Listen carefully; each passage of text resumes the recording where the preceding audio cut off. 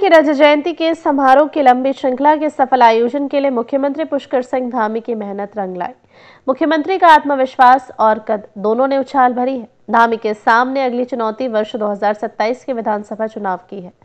इस महासमर से पहले राज्य मंत्रिमंडल के विस्तार की कसरत को अंजाम तक पहुंचने का इंतजार है।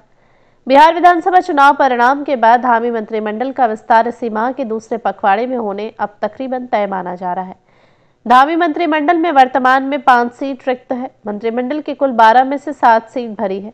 रिक्त सीट को भरने के लिए लंबे समय से कसरत चल रही है। अगले विधानसभा चुनाव से पहले मंत्रिमंडल में विस्तार और फेरबदल को महत्वपूर्ण माना जा रहा है।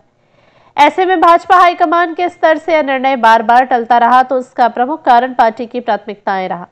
मानसून काल में आपदा की चुनौती से निपटने में मुख्यमंत्री धामी और उनके मंत्रिमंडल का जोर रहा। इस बीच पंचायत चुनाव में भी सरकार और सत्ताधारी दल का समन्वय रंग लाया। मुख्यमंत्री धामी ने इस पूरी मुहिम में अपने नेतृत्व का लोहा मनवाया। यही नहीं, इस बीच पार्टी ने बिहार विधानसभा चुनाव में बतौर स्टार प्रचारक जिम्मेदारी सौंपी। इससे निपटते ही उत्तराखंड राज्य स्थापना की रजत जयंती उत्सव श्रृंखला प्रारंभ हो गई। प्रदेश सरकार ने इस कार्यक्रम में सभी की भागीदारी सुनिश्चित की। उत्तराखंड के बेसिक शिक्षक बड़ी संख्या में दिल्ली में आंदोलन में करेंगे प्रतिभाग।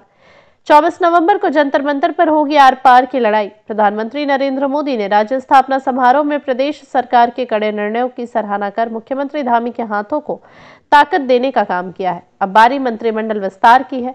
माना जा रहा है कि मंत्रिमंडल विस्तार को बिहार विधानसभा चुनाव परिणाम यानी 14 नवंबर के बाद ही होगा।